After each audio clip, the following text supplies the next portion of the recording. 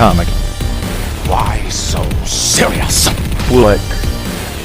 I'm here to talk to you about the Avenger Initiative. Logic. Dance off, bro! Me and you! Comic. What? Logic. Hey, yeah, I wanna shoot, baby. Kind of lonesome back here. Little help here. Excuse me. Dopinder. Pool. Dead. Why the fancy red suit, Mr. Poole? Oh, that's because it's Christmas Day, Dopinder. And I'm after someone on my naughty list. You're probably thinking this was a superhero movie, but that guy in the suit just turned that other guy into a kebab. Surprise, this is a different kind of superhero story. To tell it right, we gotta take you back before I squeezed into red spandex. It's too unwieldy. It shouldn't get that bad. But yeah, theater, Netflix, TNT with commercials.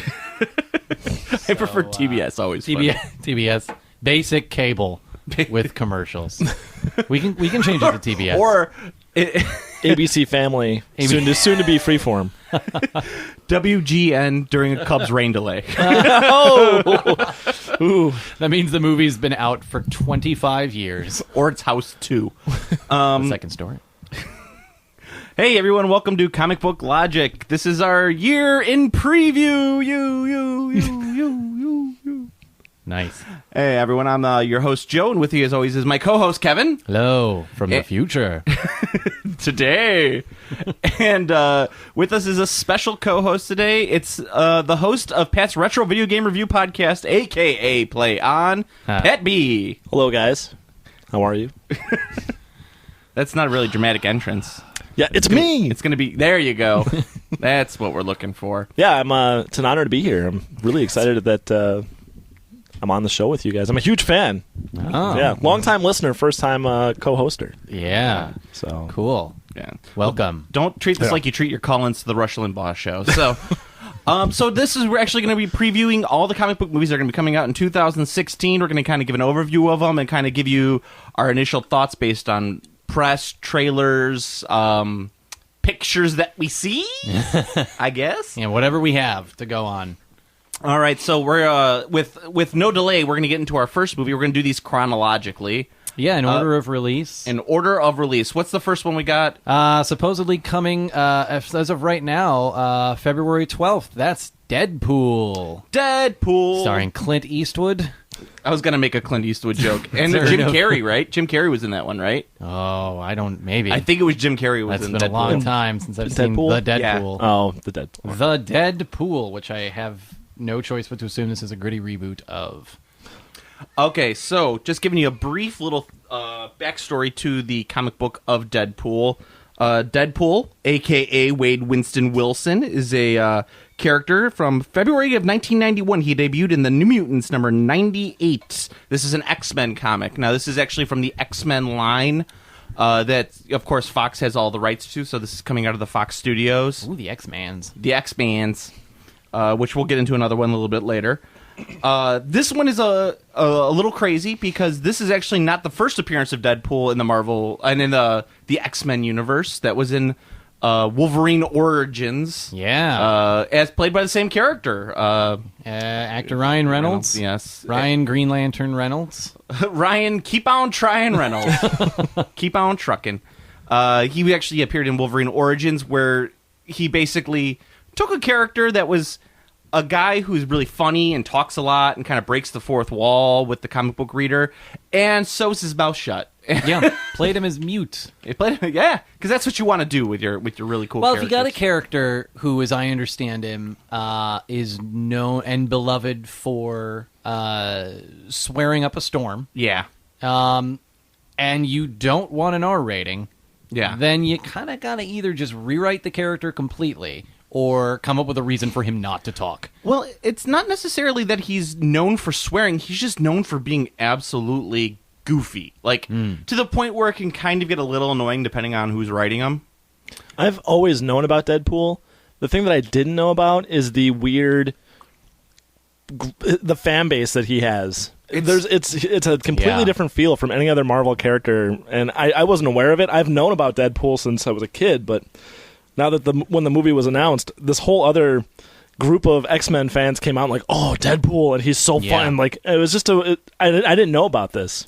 Yeah, Deadpool's one of those weird, like, comic convention cosplays. Like, everyone does them because they think it's an opportunity to act really goofy and, like, hump random objects and, you know, get away with doing a lot of weird stuff. Yeah, and I knew that people loved Deadpool. I guess I didn't really know why, and I definitely didn't know to that extent. But that was what was interesting, I think, for me about that character, was I actually was aware of him for a long time, at a time when, you know, my comic book knowledge was limited to, you know, whoever kind of the big cultural, you know, Spider-Man, Batman, Superman, those kind of guys. For some reason, I knew Deadpool, and that must have been because even back then, you know, high school, whatever, 15 years ago, people were really into him. Well, he was created by Rob Liefeld, who is notoriously for being a terrible artist, and I think I've had to yell at you about him a couple times. I mean, I've said, like, no, Rob, I've smacked books out of your hand. You've had to steer me in the right direction a few times.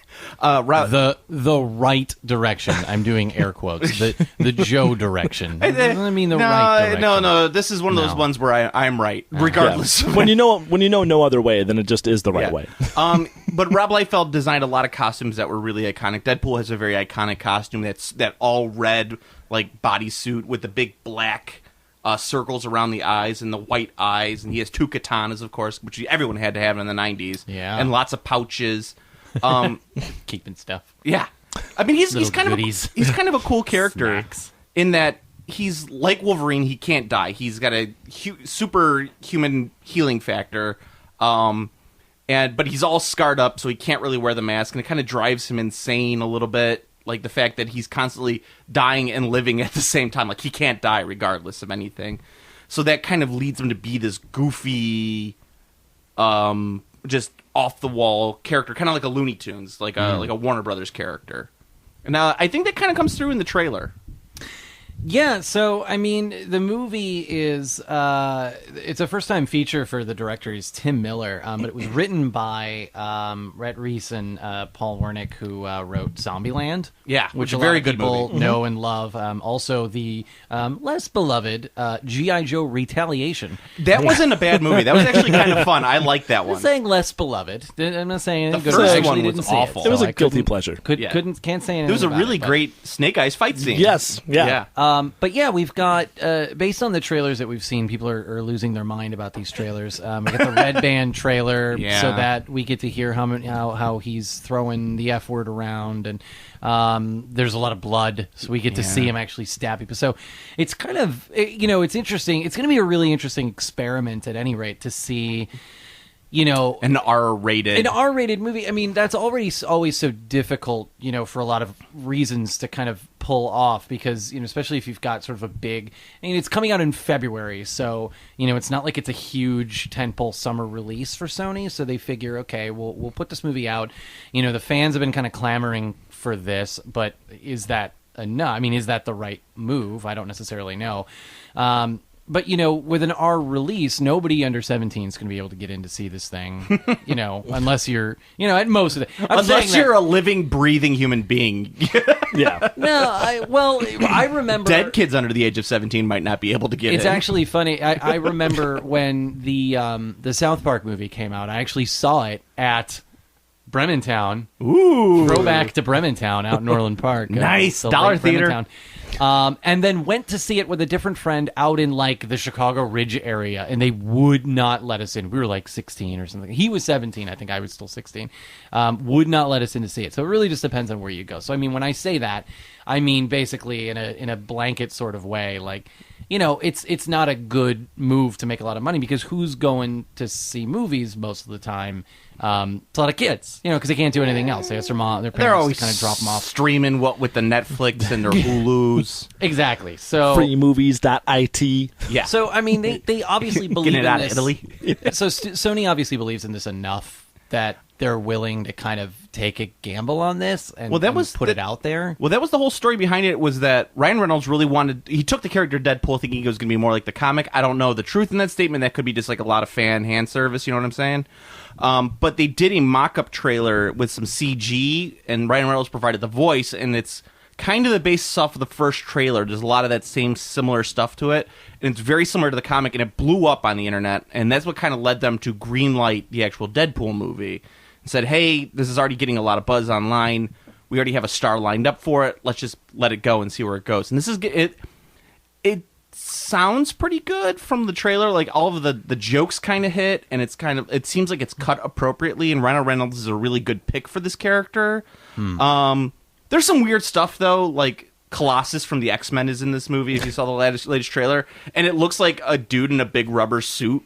Like, it does not look like really... Like, definitely did not spend a lot of money on this movie. Yeah, so, I mean, I'm not 100% sure on if it's going to be good or not. It's just going to be really interesting to watch. That's my concern, is that, I mean, I have a couple concerns. We've seen Reynolds not only be in pretty lousy comic book movies before, but we've seen him play this character before, and it sucked hard. This is different. Very different. Well, I grant you that.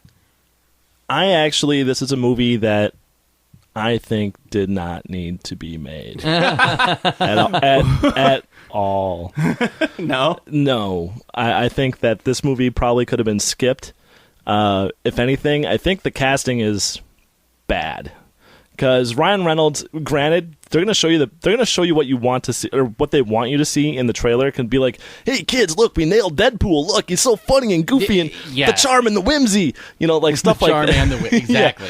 Like they do that, but I've always looked at Ryan Reynolds as kind of like a poor man's Dane Cook, sort of. Like I can only take so much. Well, I can only take so much Ryan Reynolds. I mean, in Van Wilder, I can only take so much of him doing his shtick that he does, and when you give him free reign to really get engrossed in the character and really explore with the character and bring out personality. I just really don't buy him as an actor. And when I see him as a Marvel character, I really don't buy it. And Deadpool, I've always kind of viewed as, and this is me, I'm not a huge comic book guy, but I've always kind of looked at Deadpool as more of a fringe character. I mean, he's been in there, but I've always kind of looked at him as a fringe character, nothing that, I mean, at least me and like my friends, we were always huge X-Men fans. I never heard Deadpool come up. I mean, I always saw him, but no one was always. Well, that's because you're X-Men fans and not X-Force, which was where he was. So, but I mean, I just never saw Deadpool, get the worship and praise that he's getting now. And the other thing, with it being an R-rated movie, it's one thing. I almost think that sometimes they throw out the fact that, hey, it's a Marvel movie and it's going to be R-rated.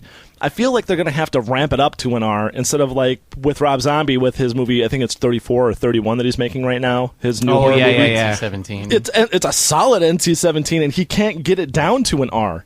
And well, I feel he can, but he refuses to cut some graphic rape scenes. Yeah, exactly. But I feel clown rape, which is with Rob Zombie. You're kind of like, maybe you should cut back on the graphic rape scenes. But I feel like when it's something where you have to dial it back to get the R, then you have an R-rated movie. Yeah. I don't like it when it's that artificial R-rated movie where it's like, hey, look, we're going to make this movie and it's R-rated. Like the jokes, I agree. I don't think that the jokes, a lot of it feels very forced to me because I think that's the way that the trailer frames it. Because I think the newest Red Band trailer, he literally comes out and says like, what?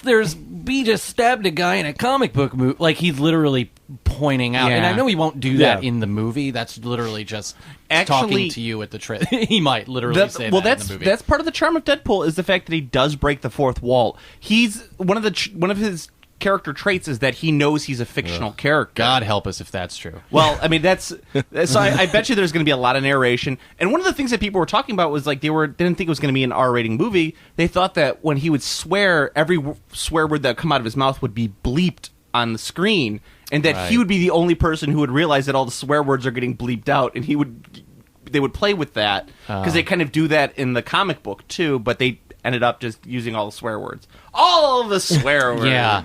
It looks right like now Kevin it looks Smith movie. Pretty juvenile and crass. And juvenile and crass can work. They can be strengths if they are done well. I have no reason at this point to think that this is done well. So we'll see. That's how all of these are going to kind of end with like, we'll see. I just feel I think a more serious actor should have been picked because Liam Neeson. Well, just I don't know, but I don't, a very certain set of skills and jokes that I'm going to tell you throughout this movie that are going to be funny and R-rated. I just don't think that Ryan Reynolds is the right guy to be delivering that stuff because I mean he's fucking Van Wilder. I feel like they every got time him I see him, because he did it once before. Yeah, he's typecast as that character. When you just like give him free reign to do that, it's like, well, no, big deal. The word you're looking for is smarmy. Yeah, I believe that's the word you're looking for. Yeah, Smarmy.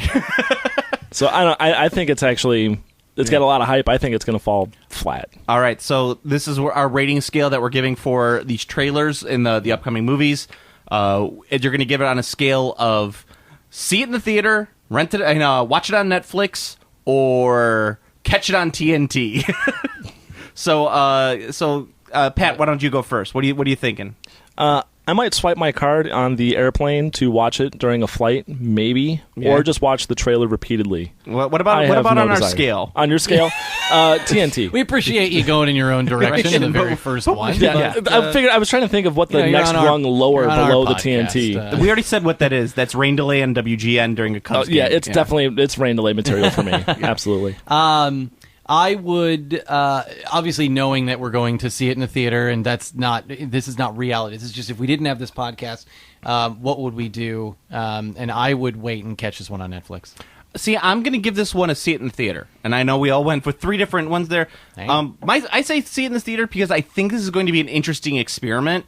Regardless if it's a good movie or not, I think it's just worth seeing what they're going to do with an R-rated superhero movie. It's kind of the first one, really. Yeah, as far as I know. Definitely this first hard R. That's him right there. There he is. Let's get a shot. Who's that? You must be new. That is Bruce Wayne. Mr. Wayne. Clark Kent, Daily Planet. What's your position on the Bat vigilante in Gotham? All right, so then we're going on to our next movie. What's the next one in the release? The next movie to come out, and all of these dates are, of course, tentative. I think these first few are probably going to hold. They're pretty solid. March 25th, Batman v Superman, Dawn of Justice. Bung, bung. Dash Part 1. Oh, boy. Okay, so this is the big mama. This is the big, probably the big tentpole comic book movie of the year. It's definitely DC's. It's DC's only one, I believe. Well, no, they got 2. It's not their only one. That's right. All right, so there's a little history behind this. Bats v Soups. You know, we've talked about Batman on this podcast at length, and we've talked about Superman a couple times. But this is not the first time that Batman and Superman have ever met. Batman and Superman first met together in All-Star Comics number 7 from 1945 and All-Star Comics number 24. Actually, their first team up wasn't exactly until 1952 Superman number 76, where they both went on a cruise ship together and got put in the same cabin. I am not joking. That is the actual story. And they literally... There's a scene. If I could describe it, it's a panel of the two of them. They hear someone screaming, and they're like, as Clark Kent and Bruce Wayne. Bruce Wayne, of course, sharing the cabin with Clark Kent, because that's what billionaires do. They go, you mind if I turn off the light for just a second? And as they do that, they put on their costumes and they go out to save it. And then they find out that each other is Batman and Superman. Oh, man. Why is there a pen cap and no pen? What? I have no idea what that reference is to. Yeah, it's a Odd Couple. Because I was doing the song. Okay. Now I get it. So this is actually not this is kind of a weird little bit of trivia, but in 2007's I Am Legend, they actually predicted that this movie would happen with a very similar logo too. As Will Smith's character is wandering the wasteland of Times Square, he sees a big poster for Batman versus Wasn't it Superman. also in Fringe? Wasn't it in like the alternate timeline in Fringe along with Indiana, like another Indiana Jones? I think? 8. Yes, that's what it was. That far. And all the superhero characters were red, so it was Red Lantern and Red Arrow. Oh, yeah, in the really? comic books, yeah. And the Earth 2 was a weird show. So they gave Zack Snyder another movie. They just keep giving Zack Snyder They gave Zack movies. Snyder another comic book movie because we saw what happened last time he made a movie that wasn't comic book related, and it had a lot of cheesecake girls and like bombs and machine guns and swords and whatever the hell that movie was. Joe, no one saw that movie. I don't even remember What was the his name. last movie? Oh, his Sucker last movie, Punch. Sucker Punch. His Sucker last movie Punch, yeah. was Man of Steel, Right. And then before that, I think was Sucker Punch. Then it was like Watchmen. He did Watchmen. And then 300. 300, I believe, was before that. It was all, after Watchmen. all comic book movies. Yeah. All look exactly the same. But, I kid. But we've got we got Zack Snyder at the helm. We've got Goyer writing again, the Nolan trilogy. He did and the Man Blade of Steel, Blade trilogy. You always forget the Blade trilogy. Kickboxer 2. Nice. That's a deep pull from the IMDb archives there. I didn't know that until I was looking that up. We also got Chris Terrio credited as a writer. He was a writer on Argo, so I'm assuming he's just the guy attached to Ben Affleck. He's the guy that Affleck brought in to touch up the script. Yeah, make it a little more Batflecky. Yeah, is what I'm hoping. Well, they Warner Brothers DC has such faith in this movie. They gave Affleck, I think, what was it, like a 4-picture deal right after this movie. They were like, make as many Batman movies as you want. Yeah, well, Yeah. I mean, I'm glad that they're ready for. So we've got Henry Cavill returning as Soups. Obviously, This cast is more star-studded than Wonder Woman's brassiere. Golf swing. We've got Kevin. Ben Affleck. It's fine. We're moving along. We got Ben Affleck as, of course, the Batfleck. We've got Gal Gadot. I may or may not am saying I think it's that right. Gadot. I don't know. I haven't heard anyone say it out loud. That's like the Wonder wine. Woman from the Fast and Furious movies. Probably from some other stuff, some TV. Jason Momoa is going to be showing up as Aquaman. Cameo. Yeah, they're not sure how much. He hasn't been, I don't believe, in any of the trailers yet. No, he's going to appear in like a scene. Maybe a post-credits scene. He's Yeah. going to show up and say hi. And Yeah, we've they're also got Jesse Eisenberg. Yeah. As Lex Luthor running around, star of the show. As Lex Luthor acting like the Joker. Sure. Yeah. So that's what's been interesting is, and this is something that I generally, I want to go on record as just saying that I really don't like overanalyzing and making predictions on movies based on the trailers, because trailers can be cut to look like anything that you want. Look at lots of movies that just recently we talked a lot about, well, not on this podcast, but in real life, IRL, we talked a lot about Crimson Peak being promoted Crimson Peak. as this huge, creepy ghost story, and it's a gothic romance. It's like Hawthorne, with ghosts in it, like. And it's a very good movie. It's just it wasn't what everybody went to see. So that's how marketing. You know, the people who are involved in making trailers is usually not the filmmaker. You know, like it's people elsewhere sitting in a weird office, and they make these decisions based on what they think people want to see. Yeah. So the first 2 trailers come out for this, and they're just like the grimmest, most dour, depressing things you've ever seen. They're just like, kid, we have to kill Superman. I'm so tired all the time. Alfred, gotta kill Superman. My bad voice. I sound like I'm a tank now. Like No, he sounds like T-Pain. It's auto-tuned. Well, that will make it more musical. Then the third trailer comes out, and it's like all jokes, and Lex Luthor's like their wacky neighbor, like their roommates or at least bunkmates in a cruise ship, and Lex Luthor's over there like, hey guys, what are you doing? Like, whoa, what are we He's gonna do Larry today? from Three's Company. Absolutely. He's like, Bruce, Clark, we gotta go right now. Hot tub, twins. We gotta go to a party. Yeah. No, I completely agree. The first trailer, I think that was like the first real trailer was the one where it was like Super Jesus, and Bat Devil, and they're fighting against each other, and it's just like, this is the worst thing ever. I was like so worried watching that trailer. I'm like, oh, this is gonna be a mess. Why would anybody want to watch a movie about Super Jesus again? The first one was Man of Steel, and like, I was just like, this looks terrible. Then the new trailer came out, and I was like, oh, okay, so maybe there is a little levity, and like there was more script details that got leaked out saying that a lot of that Super Jesus stuff is based kind of on a Bruce Wayne's nightmare about what Superman could become, or like a vision or something like that. It was all a dream. It's a dream sequence, and I'm like, I used to read Word Up magazine. Sorry, I can't say it was all a dream and not just start doing Biggie. Yeah. Never mind. But yeah, I can't. I was so relieved because I was like, oh, okay. I mean, it looks. I like the way the Batman looks. I like the way the Superman looks. I like the way the Wonder Woman looks. I wish that was kind of in the light instead of in the sepia tone that all the Zack Snyder stuff is doing. But you gotta take one with the other. You can't get a Zack Snyder movie without getting sepia tone over everything. Why do I have to get a Zack Snyder movie at all? One of the bigger complaints about this is the Doomsday. Everyone is just like, oh, the Doomsday. Doomsday looks like poo. Doomsday looks like poo. He looks fine. He's a Muppet, right? He's a creation of the Jim Henson studio. Oh, I wish he was. He's felt. I wish he was like Bluto from the Dark from Labyrinth, like Doomsday sad. I wish he was that. That's like what a Gorg from Fraggle Rock. Yes, where it's just like the guy in the suit, like walking, he's moving his arms up and down. Yeah, everything moves. The mouth jiggles a little bit when he walks. Yes, he picks up Superman. I caught a Fuego. And he puts Superman into his mouth, and it makes that like face.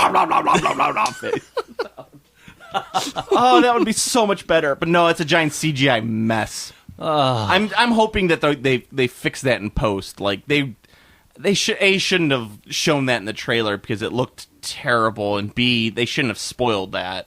They got time. Yeah, I mean they got time. But I'm still a lot more excited about it than I was after that first trailer. I was like, okay, I feel better about this movie. I mean, to be clear, I'm excited about the possibility of humor. That's the biggest thing I think was missing from Man of Steel. It was just, it took itself way too seriously, more seriously than any of the Nolan movies. How about every Batman movie and every DC movie since Batman and Robin, because they got so screwed over because they thought it was too campy and too goofy that everything after that had to be the most sad, depressing thing ever. Well, it's just, at this point, they don't want to be too much like Marvel, and the Batman movies made $1 trillion, and so they have to just veer really hard in that direction. Full speed ahead. They're going to just make as many, and they just think, well, we'll just do more of that. Well, but even their tone is dark, though. Even the cartoon, even the Batman cartoon was dark. I mean, for a cartoon, it was drawn on a black base. Yeah. I mean, that was just for a kid's cartoon, granted it was an action cartoon, but that was a dark cartoon. And that's kind of been their tone ever since, Batman and Robin, ever since then. Which is really funny because the comic books, well, now they are, but for a very long time were very light and fluffy. They're not supposed to be these dark, dour, depressing stories. They're actually kind of upbeat and they're fun. We've talked about how that works for Batman really well because of what he is and how his kind of story works, but it never worked for Superman. Alfred, close the blinds. Alfred, it's too bright in here. It never works for him. I mean, I'm excited to see. I think I like Jesse Eisenberg. I think he'll kill it as Lex Luthor. I think he'll be great. I'm more excited about Jeremy Irons. Like, you haven't seen him at all in the trailers. That'll be interesting. I'm eager to see Affleck. I think I think he can do it. I think the Batfleck is going to be fun to watch. I'm glad that DC seems to agree at this point. It's such perfect casting. Like I don't know anybody who'd be better for like Batman at this point. I think it's going to be great. With Wonder Woman, we got a female superhero with actual powers, not just jumping in leather pantsuits. Not guns and boobs. Which is all we've gotten prior from either studio. So that'll be interesting. They still won't give her own movie, but we'll see. Maybe people will want one. Deadpool gets his own damn movie. We might as well get one with a girl in it. Yeah. But Man of Steel was a pile of garbage. So I kind of thought, well, and maybe it's different for us because it was filmed just a few minutes west of us. It was filmed before a live studio audience. Yeah, well, I mean, I actually drove by when they were filming on 53 when they were filming the tornado scene. When his father, when Kevin Costner goes, I know you have superpowers, but no, I got this. Don't worry about it. Let me take this tornado. I got it. And then Kevin Costner punches the tornado. He eats a can of spinach, goes da-da-da-da-da, and he punches the tornado. Yeah. Right? That's what happened in that movie? Oh, no, it didn't. He picked it up and he spun it around in the opposite direction. Well, the thing that was weird about that is I was just driving to a friend's house, and I just drove into that set. and not onto it, but I You just drove up ran and I was. over Henry Well, I just Cavill's drove up leg. and I'm like, I drove up Delayed to it. shooting for 8 and months. If you remember that scene though, that it's a whole bunch of cars that are in traffic, bumper to bumper, and so they had that section of between Oh, you were the the guy tollway waving. and Sugar Grove. Yeah, I was listening to Metallica. If you slow waving, it down, you just see me looking just puzzled, playing Nintendo while driving somehow. But I made it to my friend's house, and I was like, man, and they're like, what took you so long? And I was like, I don't know. There's like a huge traffic jam right outside Sugar Grove. I was like, and there's people standing around. I was like, I don't know what's going on out there. Maybe there's a huge car accident. And they're like, it's Superman, you idiot. Like, they're filming Superman right there. And I was like, oh. So when I watched Superman, I was more excited just to see all the local places. And see Plano. And by local places, you mean Plano, Illinois. Yeah. Home of the Plano case. If you ever got to sort screws, you bought a Plano case.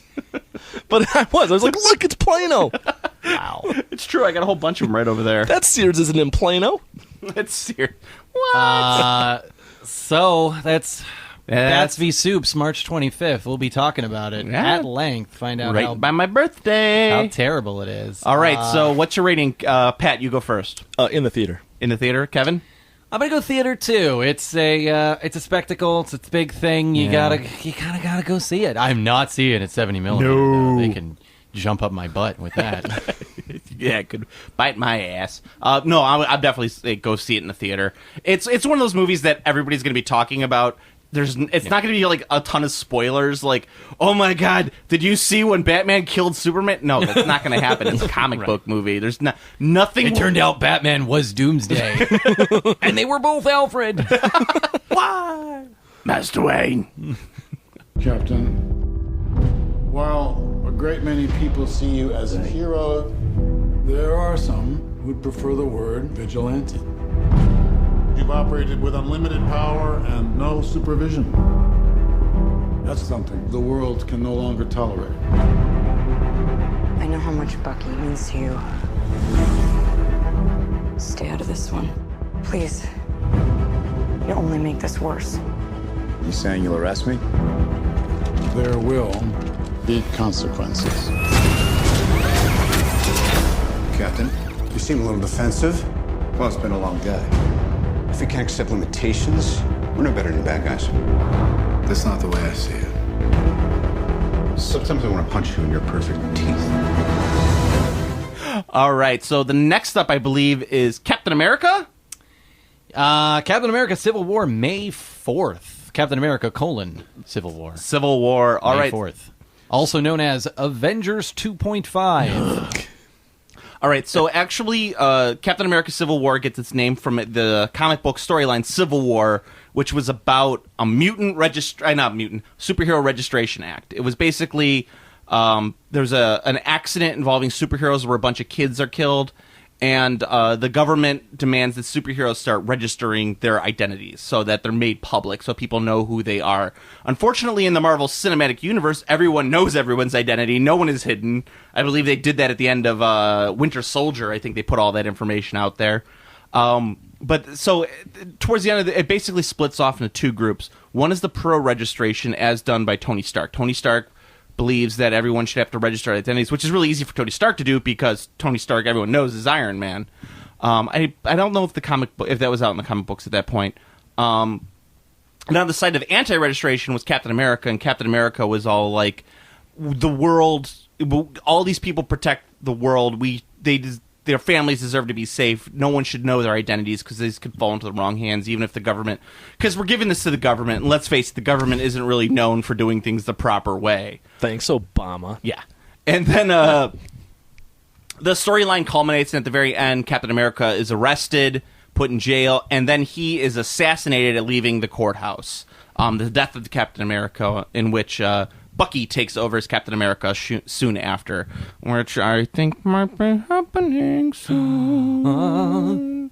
Because you know what we need? We need a Captain America with long, shaggy hair and raccoon eyes. Named Bucky. That's the name of my first dog. James Buchanan Barnes. R.I.P. Yeah, R.I.P. You gonna sing some Biggie for him, too? Yeah, I might. All right, so as Kevin said, Avengers 2.5. Yeah.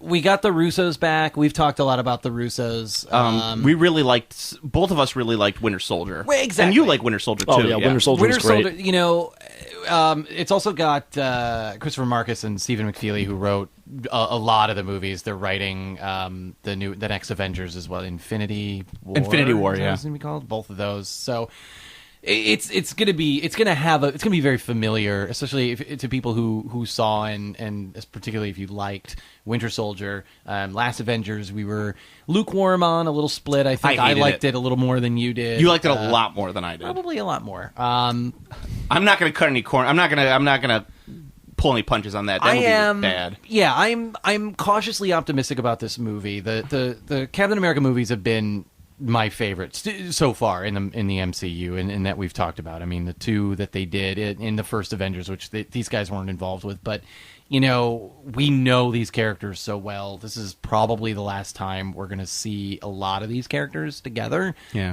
and Chris Evans is so damn charming. He just is.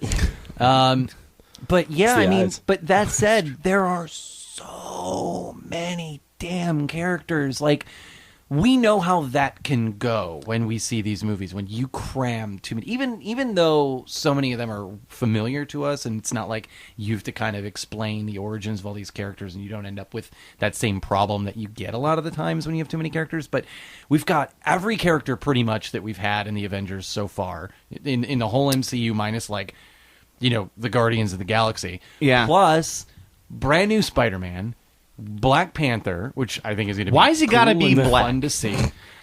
I mean, that really is the worst thing in the world, is that you're the one black character that you really have that's going to have a solo movie is called He's got black in the name. Panther, yeah. He's owning it. He's owning his blackness. Hey, black characters matter. Yes.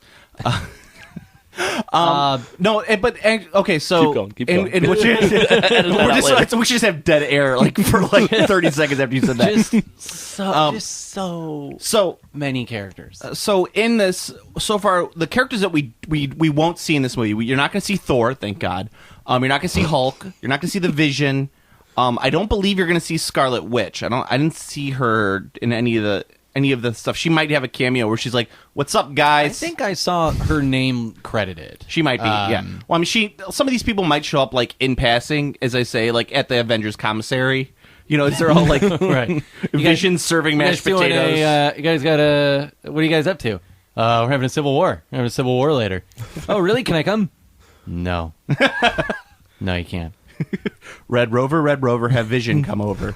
Yeah. All right, well, guess I'll see you guys later. Maybe. Some of us.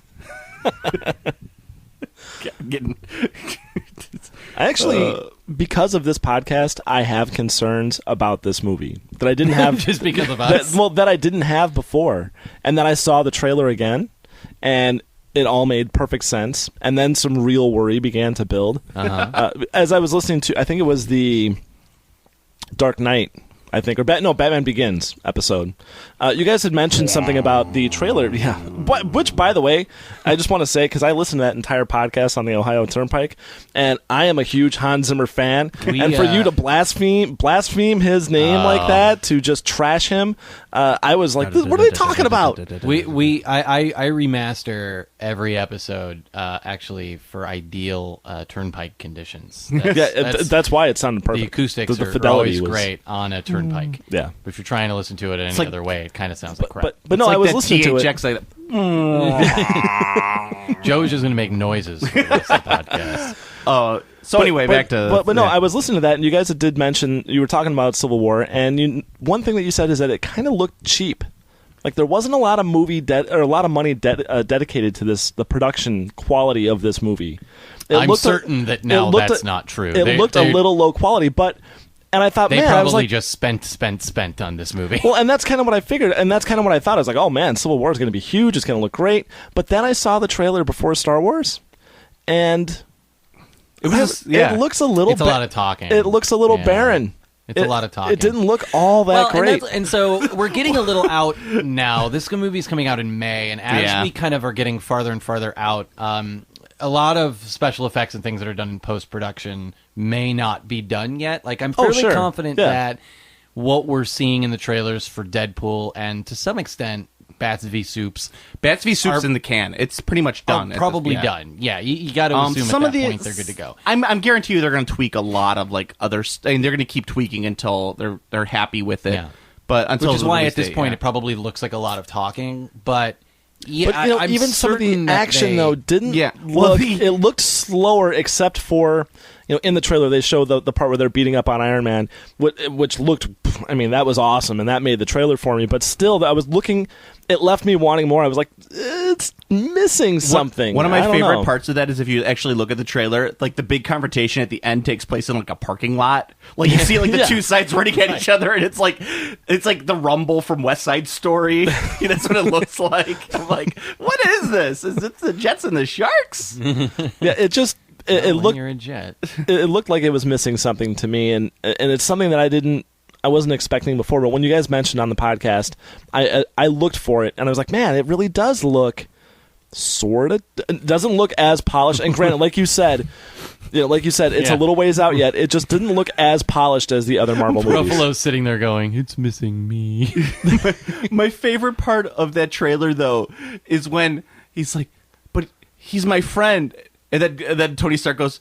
So was I. I go, you were never friends. You never got along in any of the movies that you were in together. You hated each other. You guys were never friends. Stop this. And seeing that tension around. That tension's been building for a long time. It definitely almost the last Avengers movie definitely sets this up to kind of where it'll be good to see that sort of release finally, even though it's going to release in the form of just a lot of punching, which is that's what all Marvel movies do, as we've talked a lot about. But third act, all punching. For the most part, I mean, the people who were making this movie have made movies that so far I've generally liked. So, like I said, cautiously optimistic.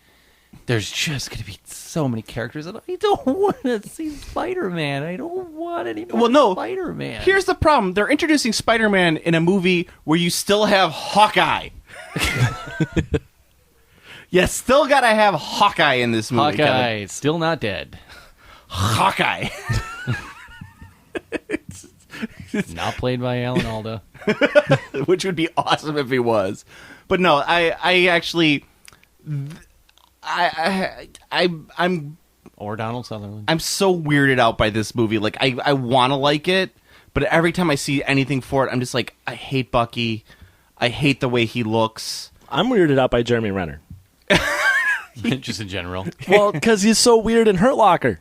Oh yeah. Well, now and it's hey man, maybe he was typecast. Hey, you don't know what he went through. Yeah, I saw some things, man. You saw some stuff. Wouldn't recommend it.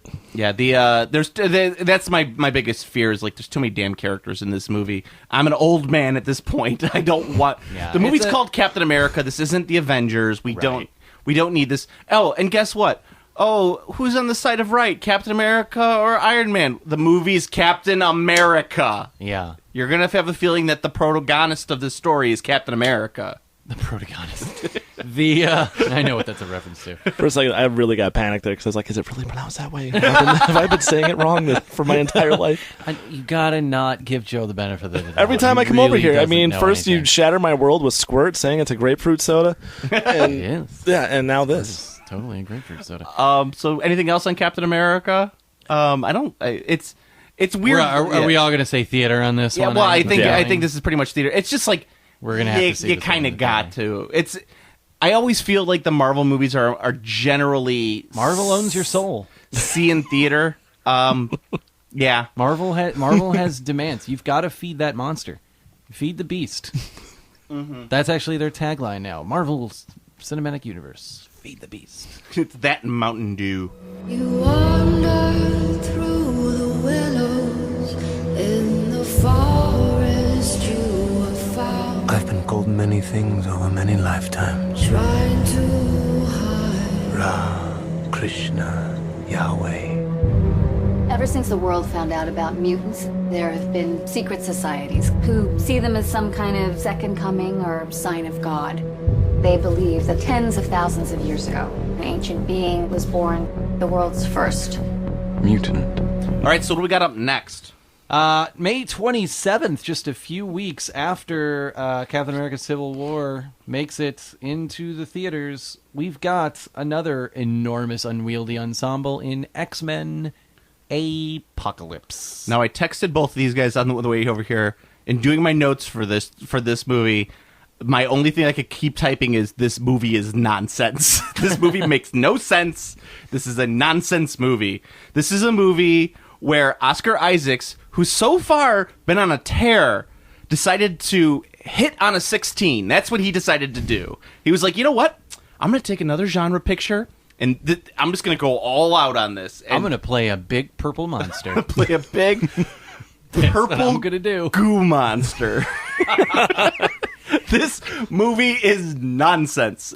But anyway. He looks like he ate some of the Wonka gum, and he's turning into a blueberry. So, give a little bit of background. Apocalypse was a character introduced in 1986 in X-Force number 5 and 6. He was talked about in 5, introduced in number 6.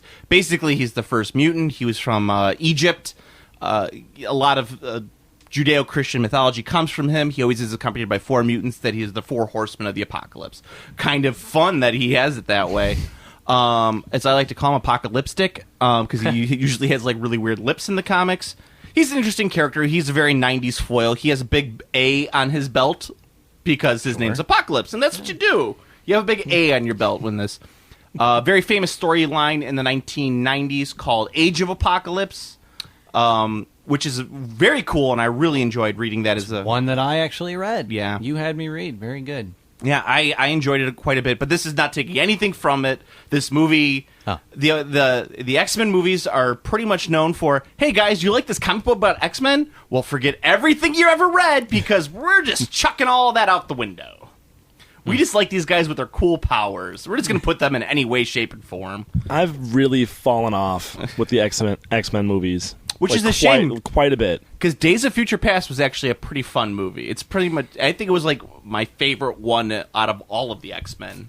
I actually agree. I liked First Class enough. I didn't love it, but I liked certain things about it. But I really did like Days of Future Past. And I like this sort of I don't know what you even call them, but the X-Men movies where they've been doing sort of where they're younger, like the X-Men babies, like whatever X-Men babies. Well, no. So First Class basically takes place in the 1960s.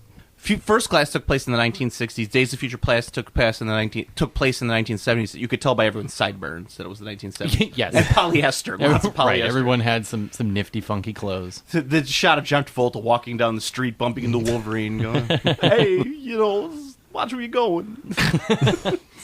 And this one takes place in the 1980s, though they're not really showing that in the trailer. It's supposed to be the 1980s. Right. Yeah. And you're getting some of the characters as younger. You've got sort of a young that we've seen before, like Rogue and Storm. This is going to be more as X-Men babies. Yeah. This is going to be more close to what we know as the X-Men. I shouldn't say what we know, but like more classic X-Men. So you're going to actually have Cyclops, Jean Grey. Yeah. Right. They added just like a Jean Grey. I think that's what I meant, not Rogue. I don't think we get to see. No Rogue yet. Jean Grey. Is it going to be Famke Janssen? Or Famke Janssen? No, it's the girl plays Sophie Turner. The girl plays Sansa. Oh, thank God. Because I could only stare at her eyebrows for the entire time that she's... Have you noticed that? Famke's eyebrows? Not. Something's wrong with her eyebrows. Well, they're bringing back Quicksilver from the last movie. From his, the big speed scene that he did in the last one. The really cool scene. Mm-hmm. They're going to bring back Nightcrawler, Jubilee, which... why not? They're going all out. Fireworks. Might as well just throw in all these nonsense characters that don't really have deserve to be a place in all of this. So I can't speak too much to the plot. I don't really know. I haven't really read anything about it. I saw the trailer that came out now just a couple weeks ago, and it looks a little silly, but Apocalypse looks kind of like a purple goo monster. I'm not exactly sure how to take that yet. Maybe that'll look a little better. He doesn't look when the movie comes out. That's not our Apocalypse. Well, that's Apocalypse, not how Apocalypse is always Ain't Joe Daddy's Apocalypse is blue and is blue. Is what he is. And I think in the latest trailer he looked a little color corrected to be a little more blue than purple. Because when that first picture came out, he was like pink purple, like that that bright purplish color where he looked like Ivan Ooze from Power Rangers, and you were like, this isn't right, and this is like Uncanny Valley in real life. Like, you can't look at this. Well, I mean, that said, I mean, I like I said, I really liked Days of Future Past. I thought it was a really, really fun movie, and I liked First Class enough. And Bryan Singer, you like any movie with sideburns? That's true, I do. Bryan Singer's worked with these characters for so long. They were like, we'll just bring back him because he's worked with, all of the, he's done a bunch of these movies and they all did pretty well.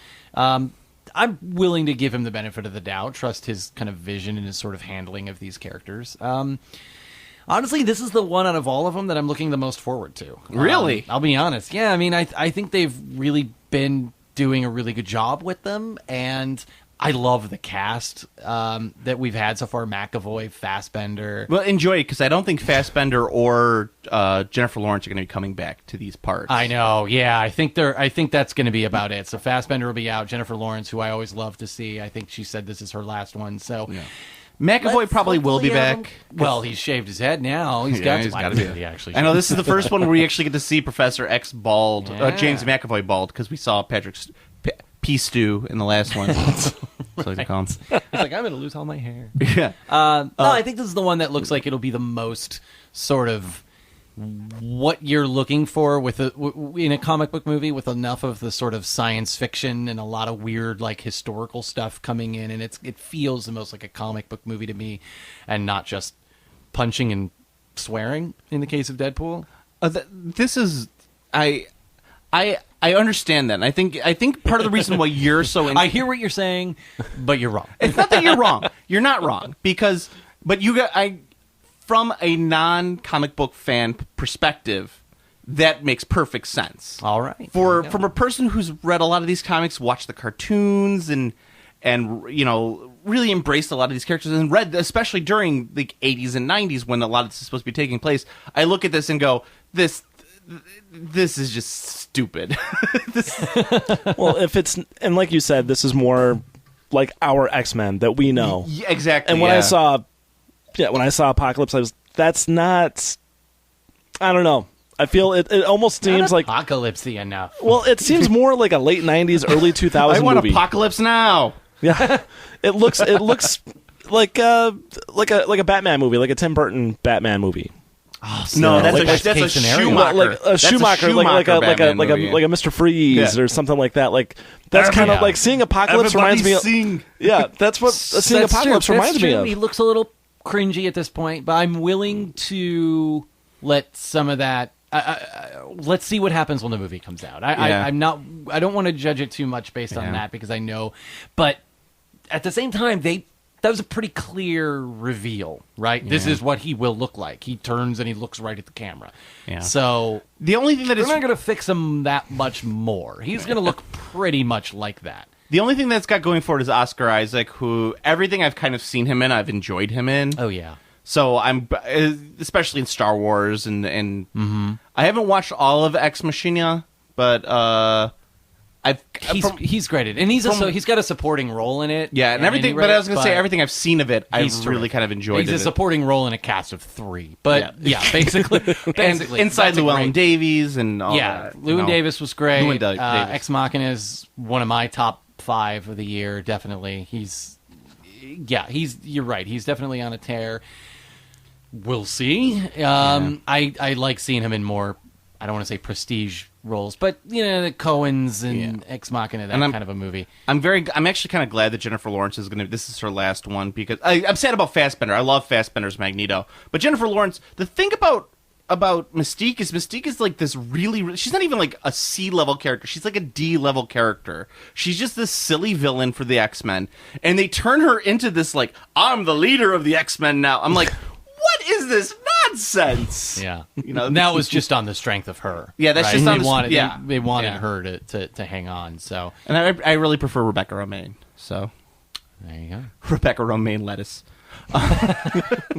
I'm going to say theater on this one. Obviously, what do you say? Theater. I'm actually going to say Netflix on this one. Netflix, really? Get really excited when it comes on Netflix. And chill.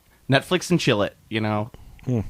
just... That said, we'll go see it together. Yeah, well, we're going to see it. I'm going to see it. Well, I'm not saying that this is what I'm going to do. I know. But this is what I'm telling the listener to do. If we didn't have this podcast that we are currently doing. I understand. Yeah. I know the rules. It's like when you said, well, we missed out on Fantastic Four this year. I'm like, we didn't miss out on it. I'm not going to see that movie regardless. I don't care that I have a whole podcast dedicated to going to see comic book movies. I'm not going to see that nonsense. Not until we can start doing it for free.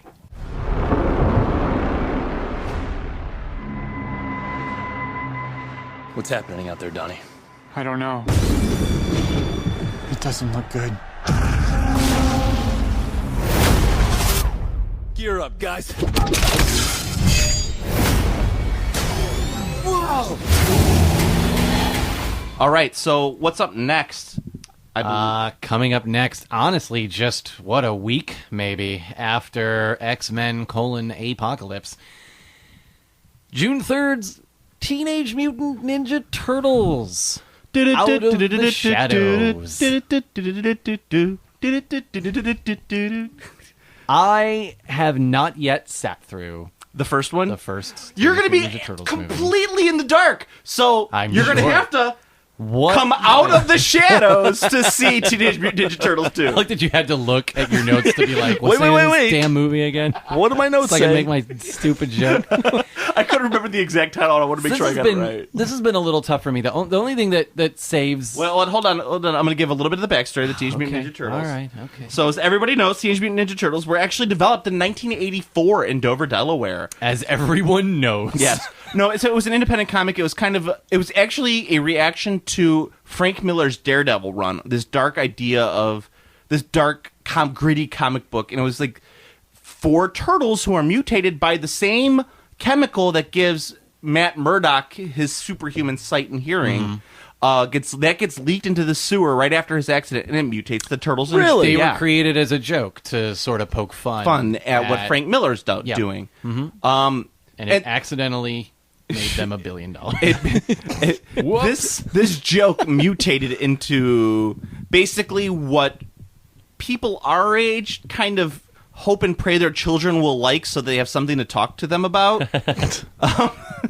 Please like the Teenage Mutant Ninja Turtles, otherwise we'll have nothing to talk about. See, I don't even have that feeling because it's mine. That's my memory. Those are my toys. Sure. Those are my characters. And that's what it was in the mine. In the 1990s.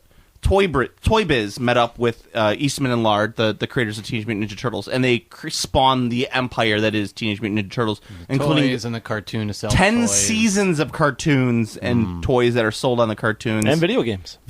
Some pretty good side scrollers. There's actually some really good, some quality Teenage Mutant Ninja Turtle video games. I still like Turtles in Time. That was the first one for SNES. There's some good Ninja Turtle fighting games.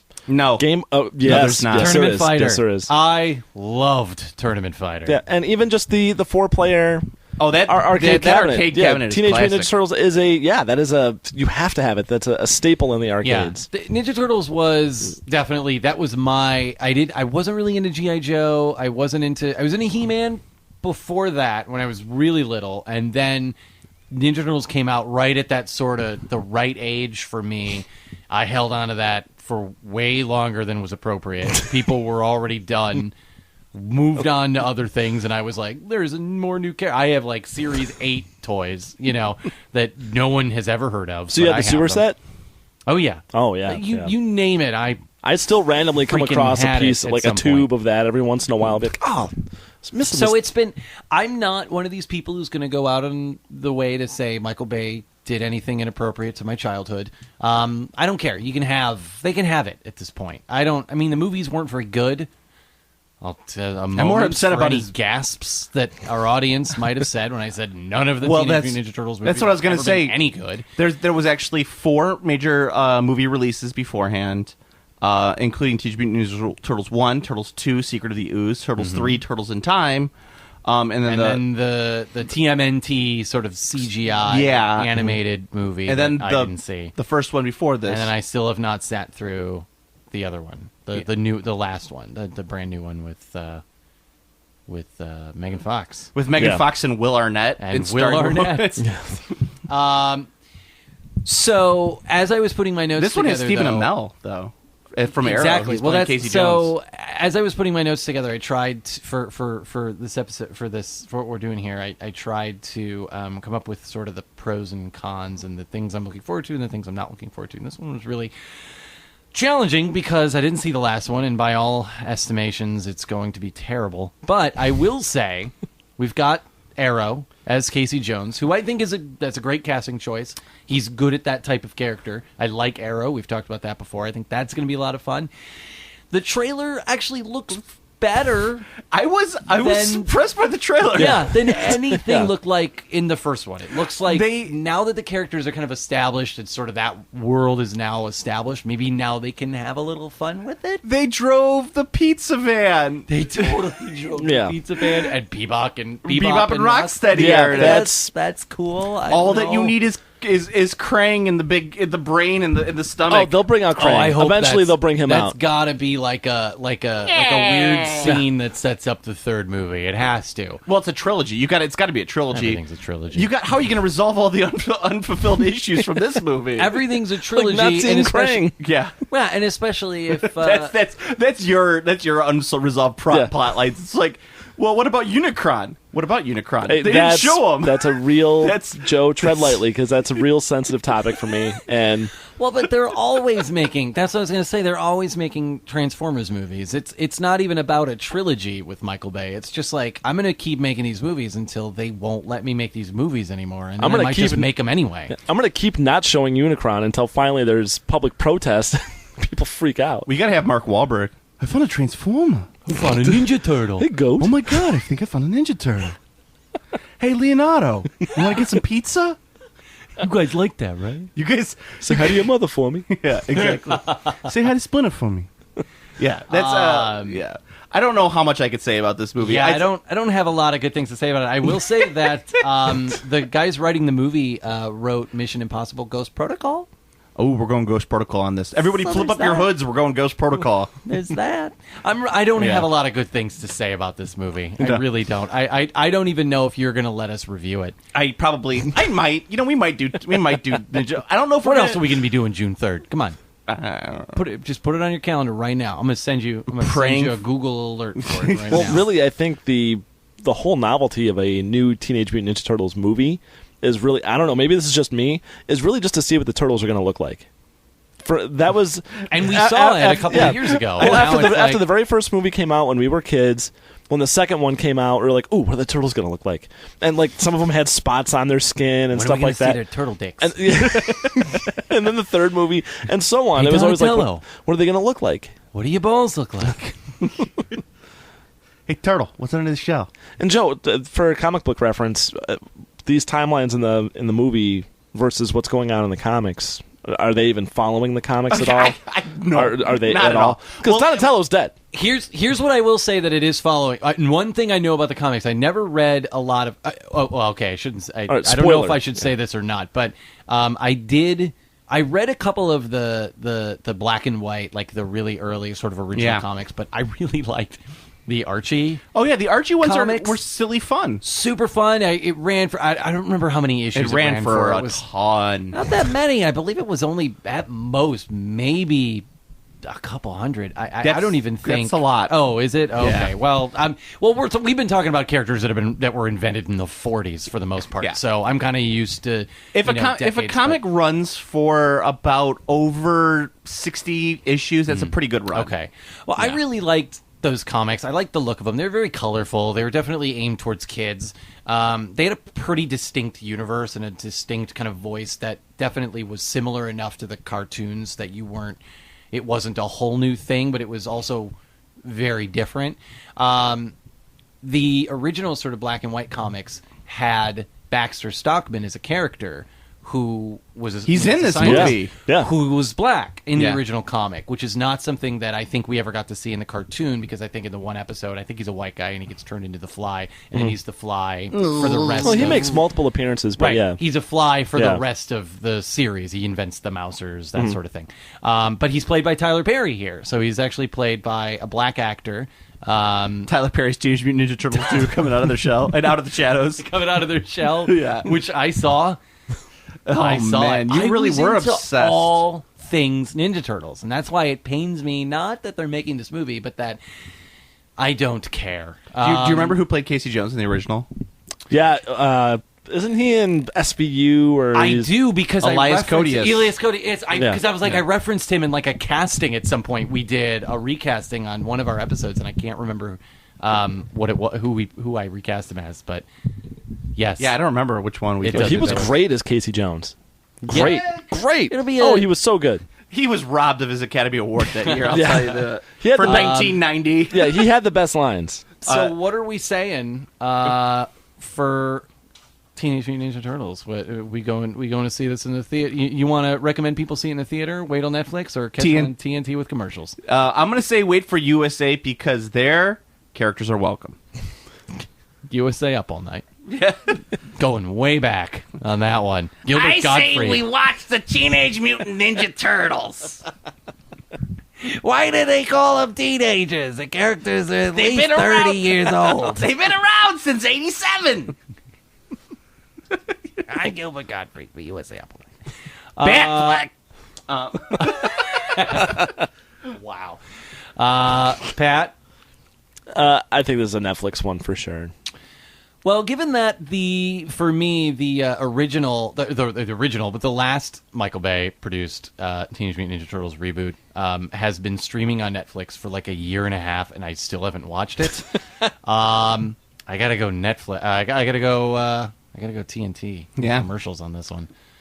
I just don't think I'll see it until I see it on accident. I just walk by. I walk down the street by a TV store selling TVs, and there's like 30 of them in the window, and they're all playing. Kristen, like, I accidentally watched Teenage Mutant Ninja Turtles. Kristen, you gotta pick me up. Kristen, you gotta pick me up. Watch Teenage Mutant Ninja Turtles.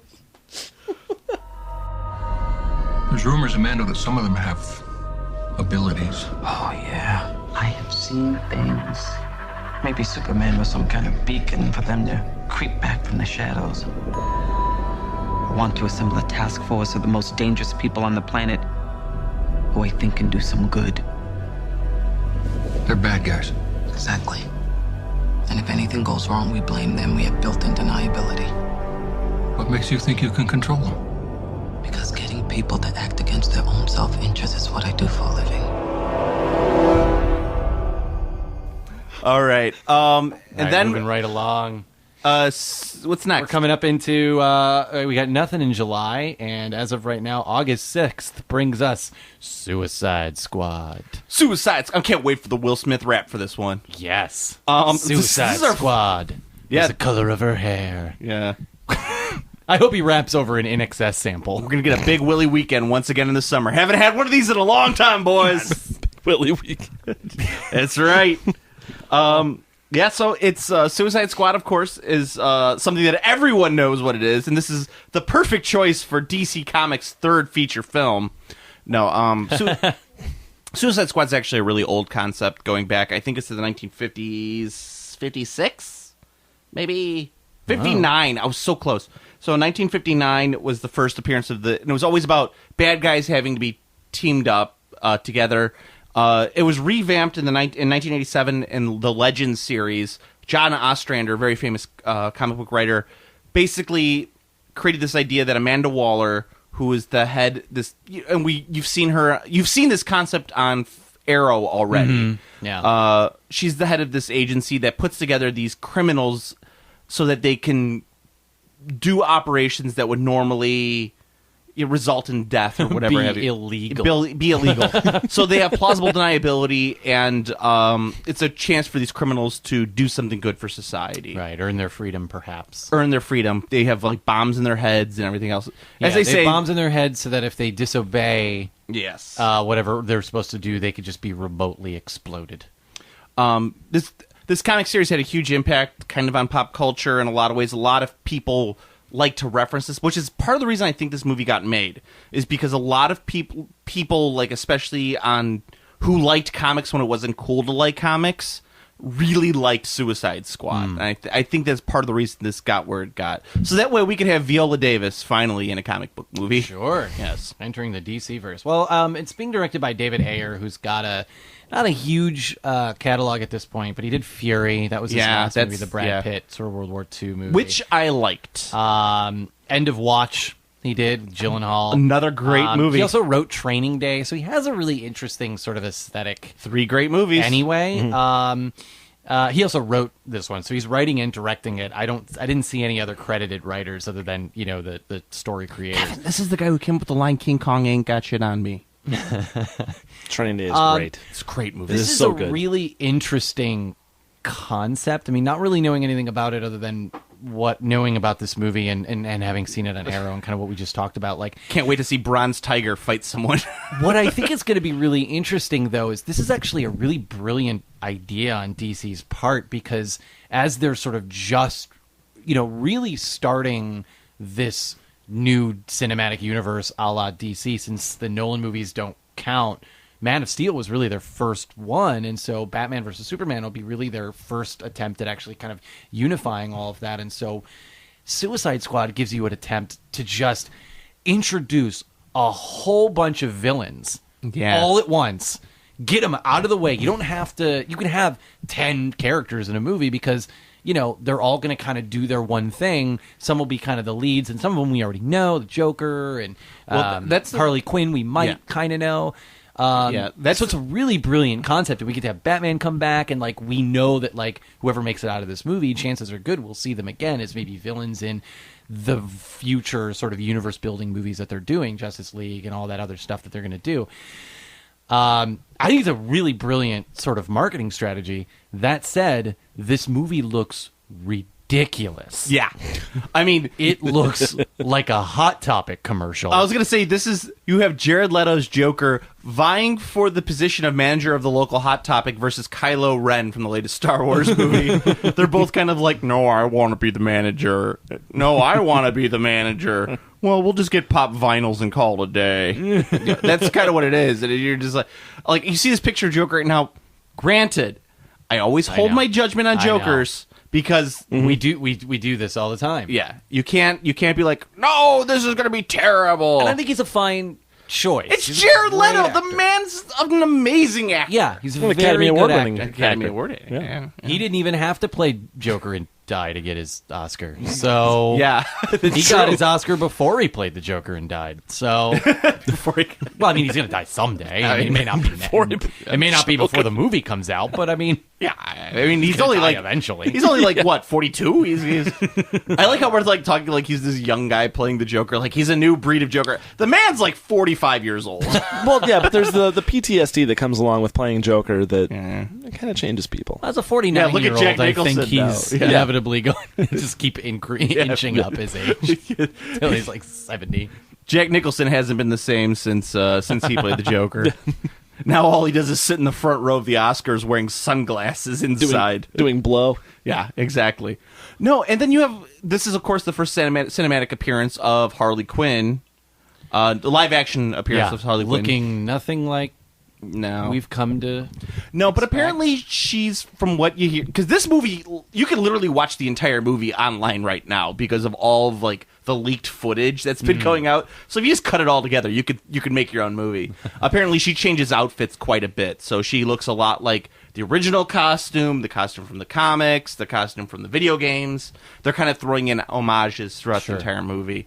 There's no idea what the plot is, but the common consensus is that the Suicide Squad has to kill the Joker. That's what the concept is that Amanda Waller is sending Suicide Squad out to kill the Joker. Which is kind of a cool concept, because the Joker's not actually part of the Suicide Squad, but he's featured prominently in the posters in the movie, so, it's kind of a cool idea. Okay. And, of course, you have lots of different characters. You have Killer Croc, you have Captain Boomerang, you have Rick Flag. I thought you were going to say Ric Flair. Woo! Got really excited. I don't even like wrestling, but I know who that is. Diablo, Slipknot, Katana. Now you're just naming 90s metal bands. Come on now. Is it Slipknot or a panda? You decide. It's Cannibal Corpse in this movie. Too. Cannibal Corpse. Napalm Death. No, but Papa Roach does have a cameo. Coal chamber. Coal chamber. There we go. Yeah, but so there's no. This is the first movie that we're doing that actually doesn't have a preview out yet. There's no trailer for this movie yet. There's a trailer. There's a trailer. Is there a trailer for this movie? Absolutely. I mean, I think it's a teaser at this Okay, point. yeah, it's not like a real trailer. But it's what Kevin was saying is it really does make the movie look ridiculous. It doesn't even look. I don't even know what to make of it. It's look crazy. Yeah. But oh yeah, it looks. This movie looks absolutely insane. But yeah, but it's very early. I mean, this doesn't come out until like I said, August. So we got some time. Got plenty of time. I'm sure there's going to be Oscar a lot season. We're heading into Oscar season there, just about. But what? Okay, this is weird that they're not doing this as kind of like a July movie, a July 4th kind of tentpole movie. It's kind of weird. Like I want my big Willy July 4th movie. Yeah, if that date holds. I think depending on how the buzz works, and I don't know what that summer. Offhand, I don't know what that summer looks like. Because if Marvel doesn't have anything coming out in July, nothing in July at all. From what I could tell, that's really bizarre that they would leave that date open. Like I haven't even heard of anything that's coming out. Yeah, in July. May's pretty full, and then June, like early June, we've got like 1, 2, 3 right in a row, and then nothing until August. Speed Racer 2 coming out or something like that. That'd be nice. Yeah, but yeah, I think this is an interesting concept. I like what they're doing with it, and I feel like this is kind of like Deadpool, where it's like, oh, this is something different. This is gonna be kind of cool. Yeah. I don't know. I get worried about that Jared Leto Joker just from what we've seen, and I know what you guys have said already. Looking like a manager from Hot Topic and everything like that. But I feel he's got tattoos that say "My parents didn't love me." Yeah. Well, when like when we talk about Deadpool, being an R-rated movie, and granted this was different for Heath Ledger when he was Joker, but I feel now that there's been a bar set that Heath set. That now it's like you have to really ramp it up and be over the top. And I know it's early and maybe it's not the case, but it certainly looks that way. And it looks like the production staff and the people that are developing that character, this version, this take on the Joker, are like, well, we got to go. I mean, he went over the top, but that was more of a genuine, like, the guy was psychotic. This is more like a guy like, okay, so you're just going to be crazy and we're going to put all this stuff on you and you're going to have tattoos because, people with tattoos are crazy. And it just doesn't look genuine. It doesn't come across as, and I know Joker's not supposed to be an entirely believable character, but at least in Dark Knight, I mean, that Joker was a kind of a chilling take on it, and I could see why people were kind of freaked when they were making that movie. I would agree, but I always look back and like the '89 Batman, people were like, "Oh, that's a chilling take on the Joker." They were saying that about the 1988, but they're like, "There's no way that the Jack Nicholson could ever take the place of Cesar Romero." I mean, his take of the Joker was the genuine article. Ooh. Yeah. But no. But you know what? But that, even though almost as campy as Nicholson's Joker was, when he pulls a gun out and shoots Bob, just right there. I mean, that's a pretty dark scene right there. Gun. Yeah, yeah. My number one guy. But then he just shoots him right off the bat, and he plays a pretty hardcore, ruthless Joker. And that's why everyone was like, well, he can't be replaced, because that was a good Joker. And when Heath Ledger did it, I think that was the only way that it could have been done, was that way. And now that that exists, it feels like everything is going to be kind of a caricature of that, where an actor's like, ooh, I get to play the Heath Ledger Joker. Like, it's not like I'm going to play Joker and make it mine. It's I'm going to make a Joker that's going to be as crazy as that other Joker. I just don't feel it's genuine. And I don't know. When I saw the picture of it, I was like, that's not a good idea. That's not a good direction that they're going in. Do? I always think, okay, so I have a theory on the Jokers, that the Jokers are always a product of whatever drug is really popular at the time they come out. So you have Cesar Romero and Molly. Cesar Romero, LSD, all the way. Right? Just tripping out the entire time. Jack Nicholson, cocaine. Yeah. Heath Ledger, heroin. Yeah. And so, what's Jared? Is it Molly? Is he just like a club kid? It's Nuke. It's Nuke. I don't even know what that is. That's a RoboCop reference. Oh. Nice. Nuke. But yeah, it's like he's like a club kid. It's like that, like popping. You listen to Miley Cyrus. Yeah, he looks like a Skrillex video. He looks like a Skrillex video. I was waiting for you guys to speak to see what DJs you were going to throw out there. Yeah, he went with DJ Miley Cyrus. I think he's gonna be like listening to Party in the USA, like just like tripping well, I out. think we get to see his reveal when he takes off his big dead mouse helmet. You know, he takes it off and it's the Joker underneath, and everyone's like, "Whoa!" I heard the opening scene is it's like he's at a rave and he's got like the big pink furry hat on with like the dangly strings on the side. He's got a pacifier in his mouth. That's what I imagine. Oh, he's at a 90s He's at a rave. 90s Glow rave. sticks. Yeah. Glow sticks. Yikes. Yeah. What do you say? Just like I'm cautiously optimistic about Civil War, I am cautiously pessimistic about this movie. Yeah? I'm not sure what that means. We'll wait to obviously see more, but based solely on what we've seen right now and everything we've discussed, and knowing me, I would go Netflix. I would hang knowing out. I is would half wait the for battle. Netflix. Yeah. What do you say? I'm kind of torn between Netflix and theater because I like seeing. Maybe you can get it on Redbox. Well, I like seeing the Batmans in the theater. I like seeing Joker. Anytime Joker appears, I like seeing that in the theater. But at the same time, I'm really turned off by, right now, the way that he's being presented.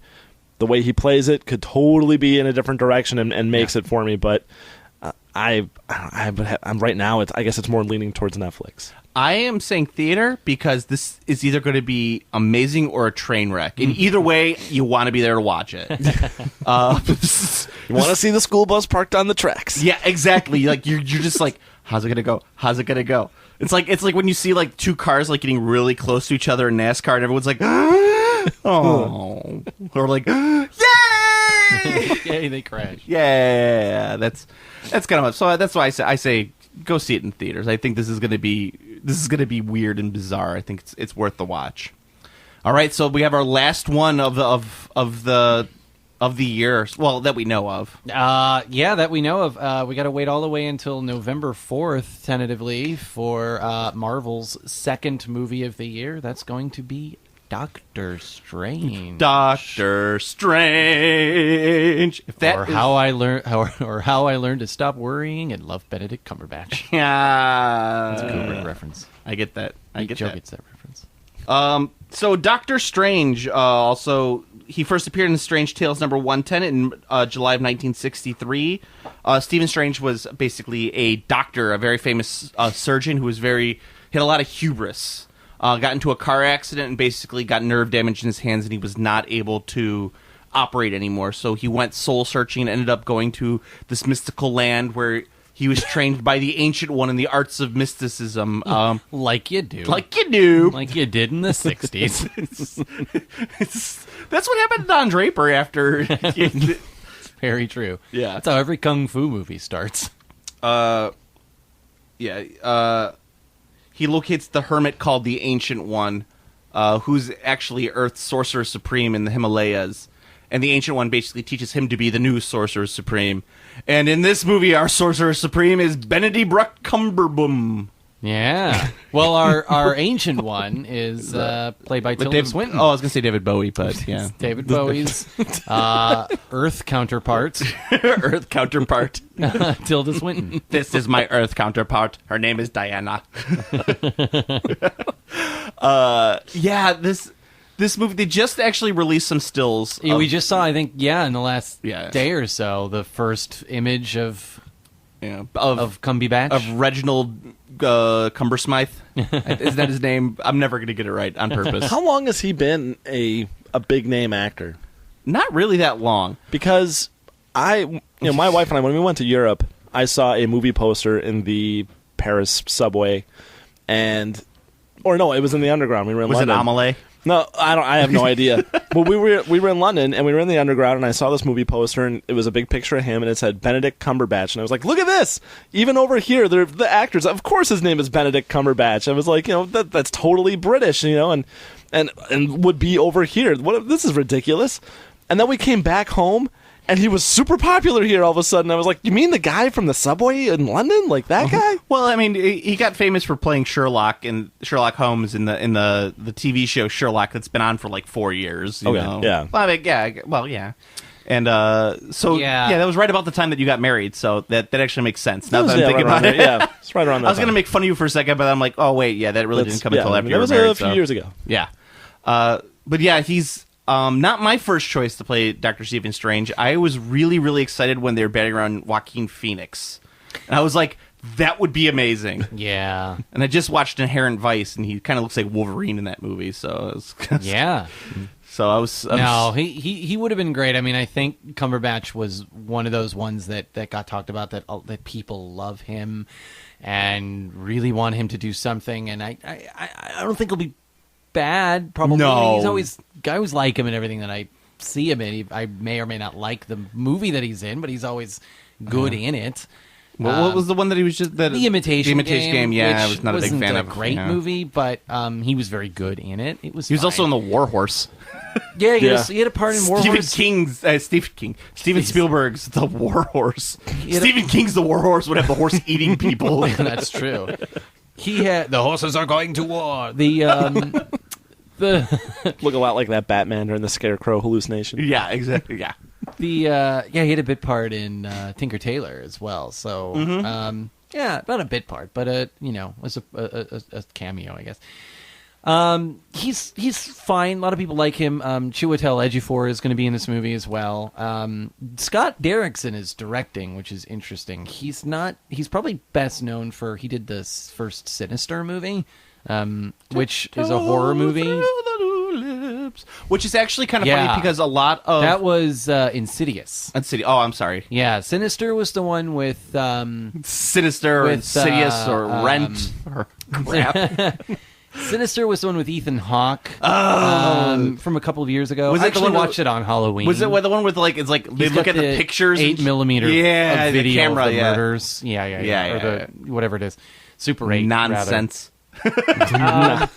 I liked that movie, but at any rate, he's a horror director, so they're getting a guy who's got more of an eye for horror, which doesn't necessarily mean that's the only thing that he can do, but it's definitely, that's a look and a vibe and sort of a tone that they're going to kind of go for. It's going to be sort of abstract and sort of dark, and it's going to have that supernatural sense to it. I think if you wanted that, it might have been interesting to go in maybe a different direction. Maybe Ty West might have been a better choice. Maybe I don't know. More of an indie look, but I think what this is like when we talked about a lot of the Marvel, all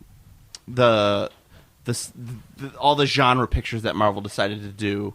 Right. This is kind of like their attempt at kind of doing horror. I'm kind of imagining. Maybe. I mean, at this point, all we can do is speculate. Yeah, it's got Mads Mikkelsen's in it, so he's going to play the big bad. So, because of course he is.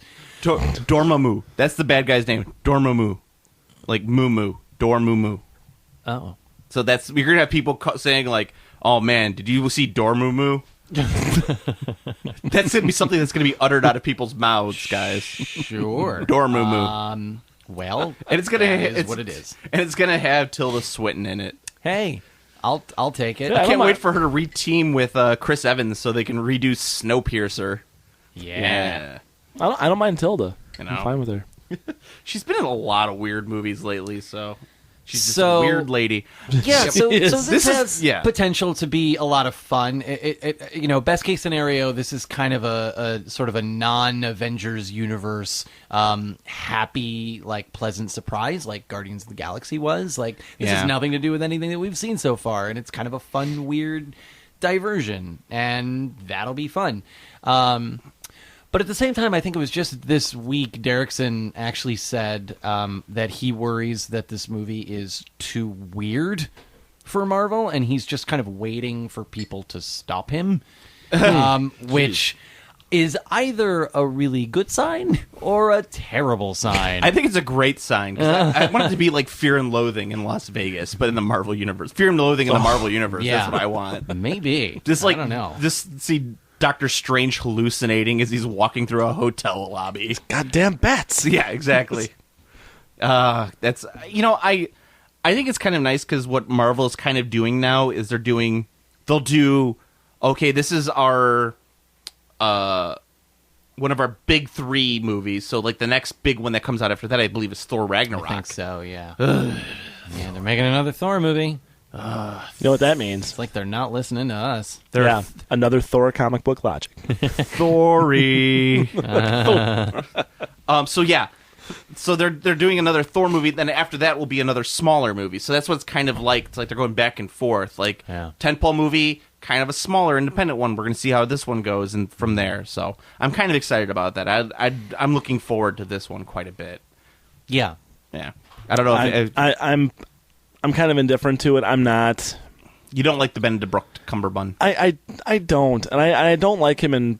I haven't liked him in anything that I've seen him in. Wow. Period. I just don't. Hey, somebody's got to take that And stance. granted, I will take full accountability. I do not have, and I've been called out many a time on a variety of Planet Arbitrary podcasts for having poor taste in pretty much anything in pop culture. Aww. So yeah, I don't really say that. I'm Own not. your bad I'm not taste, the. Pat. Yeah, I'm not the one that people should be saying. Well, Pat B says, it's not that. But I don't really like him, and I don't really see him being a main character in things. He's not very. I don't know. He just doesn't come across as expressive enough as he needs to be for a comic book character. Is it because he kind of looks like a tall lizard? Yes. And he seems to be a little bit more reserved. I don't know why. Rango. That's called being British. Yes. He's too British for this role. He's too British. He's too British. He's too British for this role. Can't he play Captain Britain? There you go. That's actually a Marvel character. That is a Marvel character. But he's actually owned by Fox, I believe. Oh yeah, because he's part of the X-Men. Yeah. So anyway, this one had to be cut short because we can't do anything. We don't know anything. We don't know anything yet. too much about it. We're 11 months away from this movie, and we haven't seen anything but one picture so far. I'm tentatively saying it's going to be a theater because it's Marvel and it's going to be weird and crazy, and I'm kind of excited about that. Yeah, now I'm going to go theater. Yeah, I'll say theater if it's supposed to be like that, like you say it's supposed to be, like Fear and Loathing in the Marvel Universe. Well, hey, I mean drugs. It's got me there. We were somewhere near Marvel Universe when the drugs began to take hold.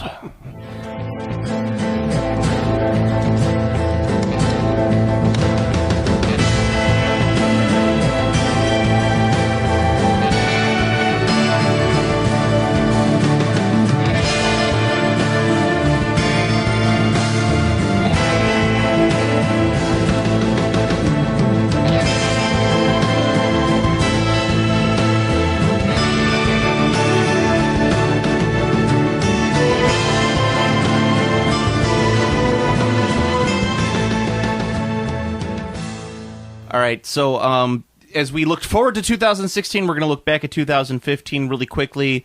I asked the guys to come up with our 3 favorite movie moments of 2015, not comic book related in any way, shape, or form. Pat and I are both dads, so we don't get this chance to see a lot of movies, and Kevin's movies are all going to be like, I really like this scene from this Dutch movie I watched. Maybe. Maybe.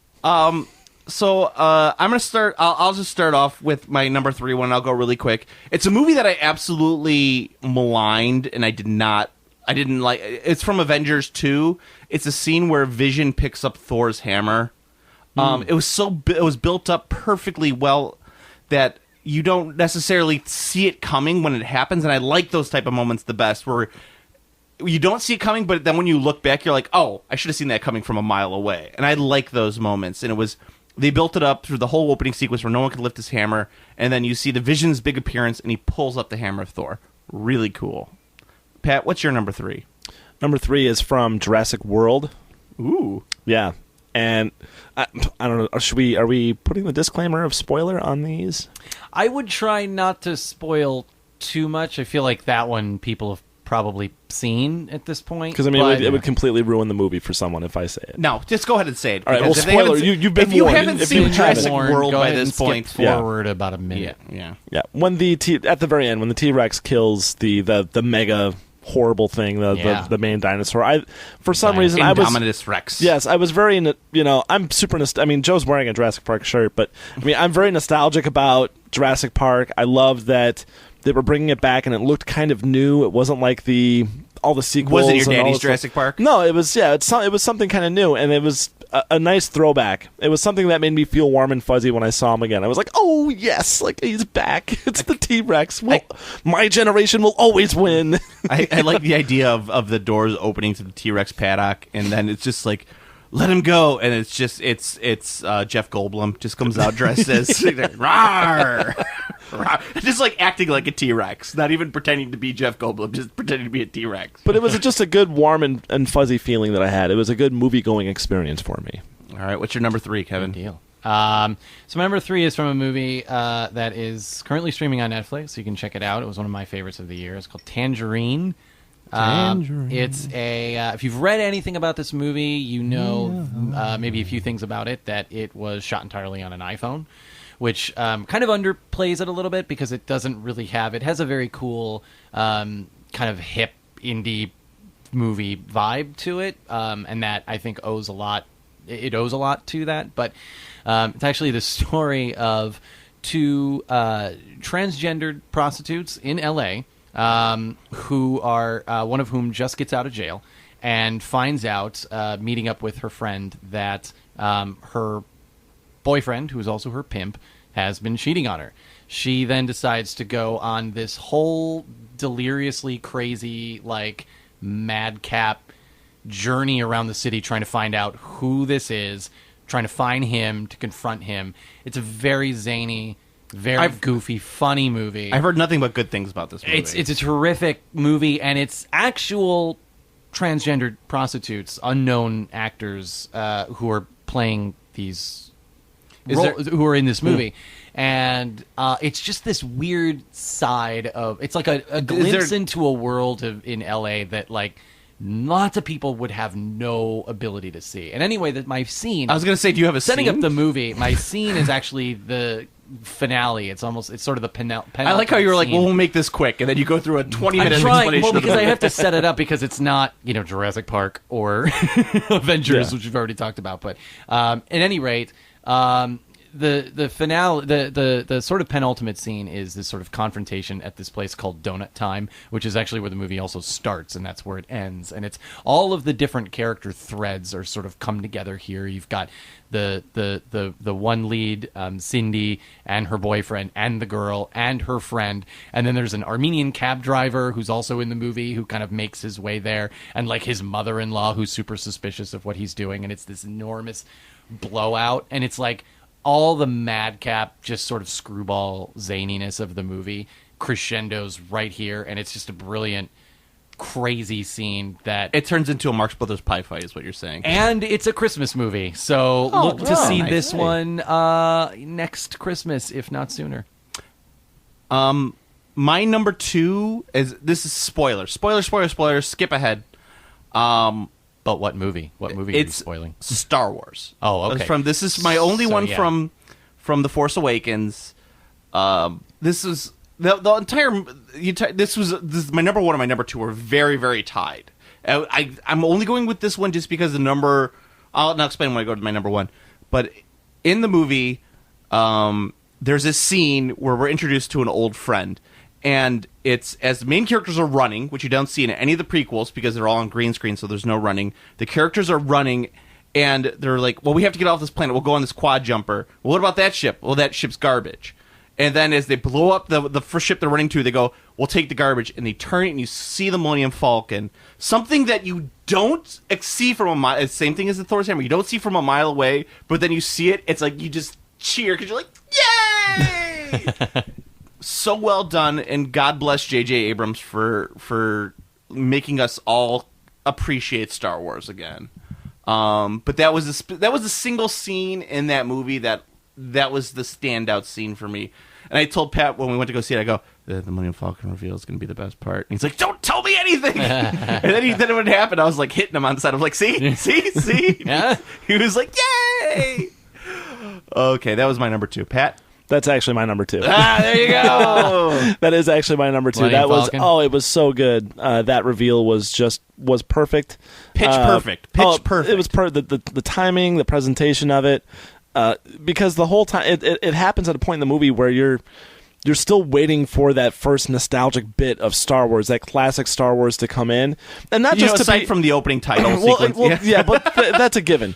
I mean, you know you're going to see that, but then once everything kicks off, you're really just kind of waiting, and you're kind of looking like, all right, do all these new characters that I'm seeing, how well do they fit in the universe that I'm already familiar with, and so you're kind of trying to place the movie and rank it and kind of get a feel for it, and I was wondering, I mean, the whole time I was like, all right, when are we going to start seeing, because it's going to be a cool reveal either way. And when Joe said, "Oh, you're going to love the reveal of the Millennium Falcon," when it did happen, I was like, "Oh, that was perfect." And really, the movie for me, I think, and watching it really starts from that point. I mean, once they find the Falcon, then it's just character after character gets introduced. It's Han and Chewie and Leia. I still can't believe Kylo Ren is C-3PO. Weird. Well, I was telling Joe, I like the casting choice of Kylo Ren. It's a young Roger Waters. Only Kevin would really appreciate that joke. Yeah. I mean, they got him fresh out of recording Dark Side of the Moon. So, all right, what's your number 2, Kevin? That's not a moon; it's a space station. No. My number 2 is the opening kind of chase scene, the very first chase scene that kicks off Mad Max Fury Road. What a glorious day! Basically, that moment when Charlize Theron's character, who's driving the truck, just kind of turns off into the desert, and we don't quite know what's going on yet. That's when you kind of are just like, "Whoa, like, okay, all right, we're going, here we go." And then you never are allowed to stop doing that until the movie ends. You're basically you get one chance to breathe, and then you're like, okay, and now we're going again. And that's it. And it's the whole movie, just this breakneck thing, and that's where it starts. There's probably other better moments, bigger moments, cooler from a cinematic standpoint from that movie, but I didn't want to repeat everything that was on the AV Club's movie scenes list, so I went with a different scene from that movie, because otherwise it would just be too repetitive. One of the scenes that almost made my list was the reveal of the guitar player with the flamethrower and the big, just like that. That when you see that, you're like, okay, I'm in for something really weird just now. Absolutely insane. Yeah, I'm so glad that movie got made. It wasn't one of my favorites of the year, but I'm just glad that movie was made. So good. So my number 1, it's really recent, so this is definitely a spoiler. I'm not going to go too deep into it. It is Samuel L. Jackson's monologue from The Hateful Eight. Kevin and I went... It's just right... If you get the chance to see it, if you do get to see it 70mm, it's the scene that... I think I know what you're talking about, right before the intermission. Yeah. So The Hateful Eight, for those who are not really aware... It's not a cowboy movie at all. It's basically a Agatha Christie novel set with cowboy hats and guns. Mm-hmm. And Samuel L. Jackson takes the place of like Hercule Poirot or Miss Marples or any of those type of like real detective characters.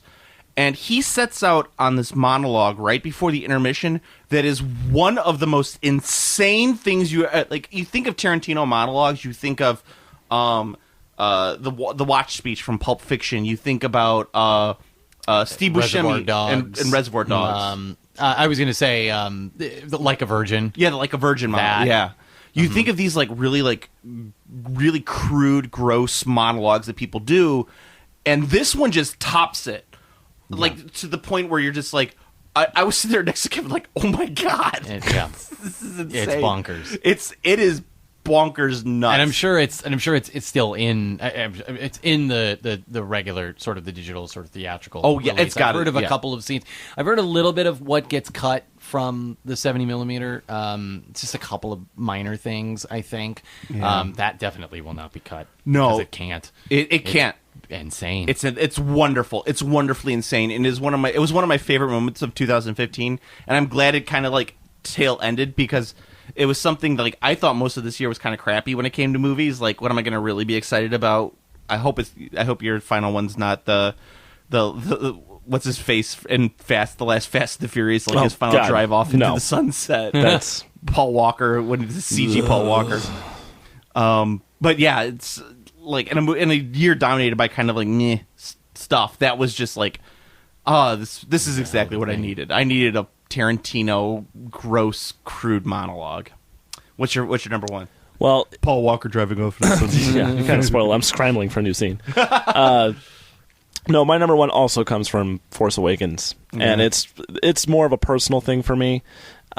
Something that the previous 6 movies didn't do at any point. Carrie Fisher's coke nail. Well, the coke nail, yeah, but no, it's. And again, spoilers. So if you haven't seen it, because maybe you haven't, because it was a huge movie and it happened on the holidays and everything like that. So, but if you haven't seen it, yeah, skip ahead. But there's a scene where our new characters, Finn and Poe, the new buddy characters, the new buddy relationship in Star Wars, where they steal a TIE fighter to make an escape off the Imperial ship. They do something in that where when they're trying to steal the ship, the TIE fighter, or they're trying to steal a TIE fighter, it's still tethered to a power conduit, like a charging station, I guess you would say. It's where the iPod dock. Yeah, exactly. It's docked. It's essentially docked, and they try to fly the thing away, and it gets pulled back by the tether. And you see the way the TIE fighter interacts, the way it hovers in the air, the way a spaceship essentially would hover.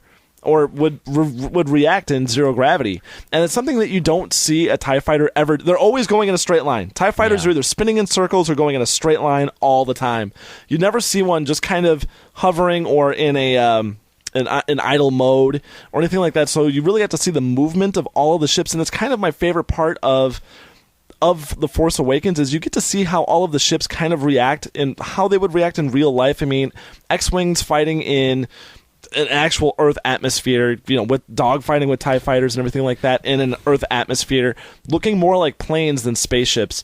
And I always thought that they looked more like a fighter jet than an actual spaceship. So it was cool to see how all of the vehicles in Star Wars really reacted. They really went for a more realistic take on that. I mean, even the Falcon, the vortices in the sand and all that stuff, I thought was really cool and really, for me, kind of made the movie. Well, yeah, I think one of the things I really liked about Force Awakens is everything had weight. Yes, it felt like everything weighed Yeah. something, Yes. which it wasn't just like a CG creation. It interacted with its environment.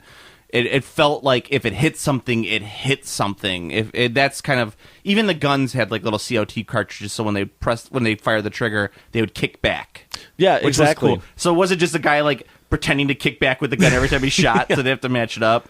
Yeah, it felt like there was weight in that movie. Yeah, just like you said, like TIE fighters, you see those things, they're a dime a dozen, they get blown apart like nothing. But in this movie, you actually get a sense of how they really move and how everything moves in the universe of Star Wars and how those vehicles really react. And for me, it's the vehicles that drew me into Star Wars. I don't know. I know for some people it's the story of Luke and all this stuff, but for me, it was totally the vehicles.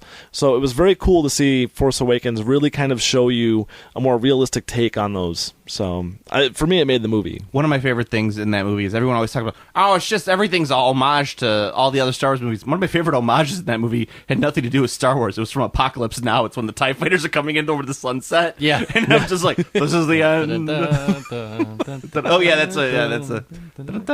All right, so Kevin, what's your number one favorite movie moment of the year?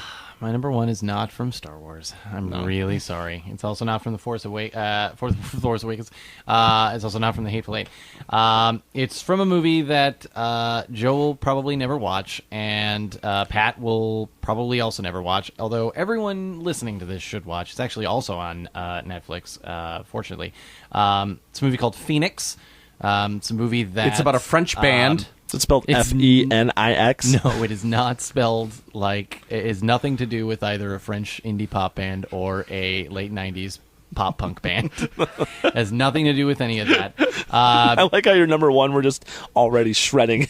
Yeah. No, you guys can... That's fine. I'm right. So so it's basically the final scene in that movie. It's if people refer to it as the Speak Low scene, because that's the song Speak Low that gets sung at various points through the movie, and it being sung in that movie at the ending is a moment, sort of a movie moment, a musical movie moment on par with something like what is it from Casablanca, like Time After Time, like not Time After As Time. Time Goes By. As Time Goes By. Time After Time is the... I was going to say I'll edit that, but Time After Time is funny. That was a cover? If you do that. So that's Romy and Michelle, sorry. If you look up Phoenix, you find it. It's a German film. It's set after World War II. He's a character coming out of a concentration camp, but it's not depressing, and I cannot stress that enough. It's really not a depressing movie. It has a lot of sadness. It also has a lot of hope. It's a very hopeful movie. It's much more pulpy. It has a lot more in common with, honestly, a movie like Casablanca. Actually, the other movie that it references a lot sort of directly is Vertigo. It's not a mystery so much, but it has a lot. It's a really sort of an interesting riff on Vertigo. Really, really terrific movie, but the way that movie... The final scene in that movie is, and I'm not going to get into it too much because I don't want to spoil anything. I really encourage everyone to check out the movie, but I will say it is one of the all-time great movie endings. One of the greatest ending to a movie I've ever seen in my life. Top, maybe, 20. That's just top of my head. Just outstanding. I agree. We've talked a little bit about this, that this, I think, has been compared to maybe the last couple of years. I think this is a weaker year for movies. But that doesn't mean there weren't still just absolutely fantastic movies, and that is one of them. And that is streaming on Netflix, so if you have Netflix, go ahead and check it out. It's not terribly long. I think it clocks in just under an hour and a half. So do yourself the favor. Check it out.